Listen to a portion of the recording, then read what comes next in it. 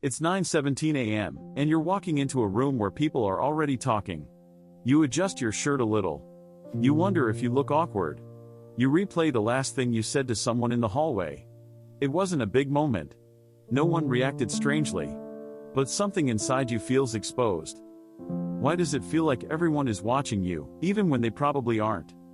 What you may be experiencing is a fear of judgment, a quiet habit of assuming other people are evaluating you more closely than they really are.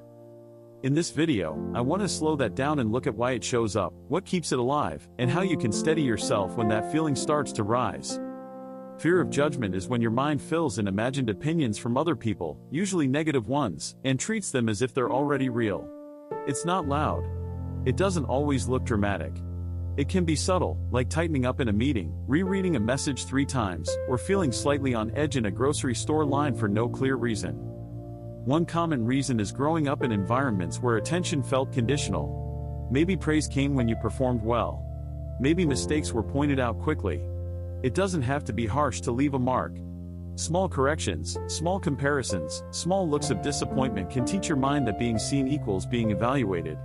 Over time, you may start scanning for signs that you're doing something wrong, even in neutral situations, like wondering if the cashier thinks you're taking too long to pay. Sometimes, it comes from a moment in the past that felt embarrassing. It could have been something small, a joke that didn't land, a presentation where you stumbled, a comment someone laughed at in a way that felt sharp. Your mind stores that moment as evidence. Being seen can lead to discomfort. Even when today is different, even when the room is kind, your body can react as if that old moment is about to repeat. So you hold back a little. You soften your voice.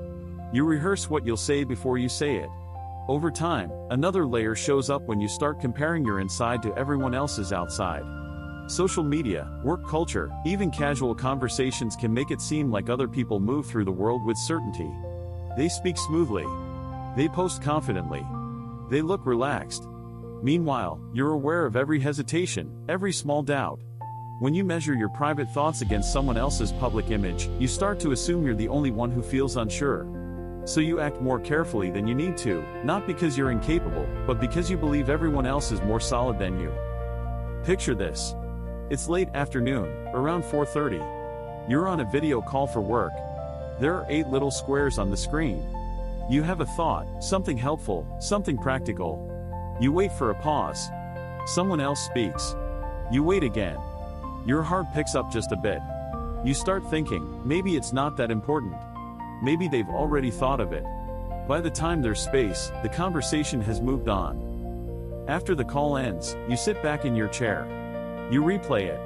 I could have said it. Why didn't I? You imagine that if you had spoken, someone might have judged your idea. Maybe they would have thought it was obvious. Maybe they would have disagreed. If you've been there, you're not strange. You might know someone who lives like this. This is what fear of judgment can look like when it's quiet. It doesn't scream. It just nudges you to stay small so you don't risk being evaluated. One small shift that can help is changing what you assume other people are doing. When the thought they're judging me shows up, pause for a moment and ask, what else could they be focused on? Then answer it with 2 simple possibilities. Maybe they're thinking about their own to-do list. Maybe they're worried about how they sounded. Maybe they're just tired. This works because it reminds your mind that you are not the center of everyone else's attention. Most people are walking around in their own heads, just like you are. It doesn't erase the fear completely, but it can loosen its grip. Another gentle practice is letting yourself be slightly imperfect on purpose in low-stakes moments. Send the message without rereading it a 4th time. Speak up once in a meeting even if your voice shakes a little. Notice what actually happens. In many cases, nothing dramatic follows. The world keeps moving. This works because your brain collects new evidence. It starts to see that being visible does not automatically lead to rejection. The more ordinary experiences you gather, the less power the imagined judgment holds. But there's something else here that isn't talked about enough. Sometimes fear of judgment isn't really about other people. It's about your own inner voice. Over time, you may have absorbed a standard of how you're supposed to be: clear, confident, quick, likable. When you fall short of that image, even slightly, you judge yourself first. And then it feels like everyone else is doing the same.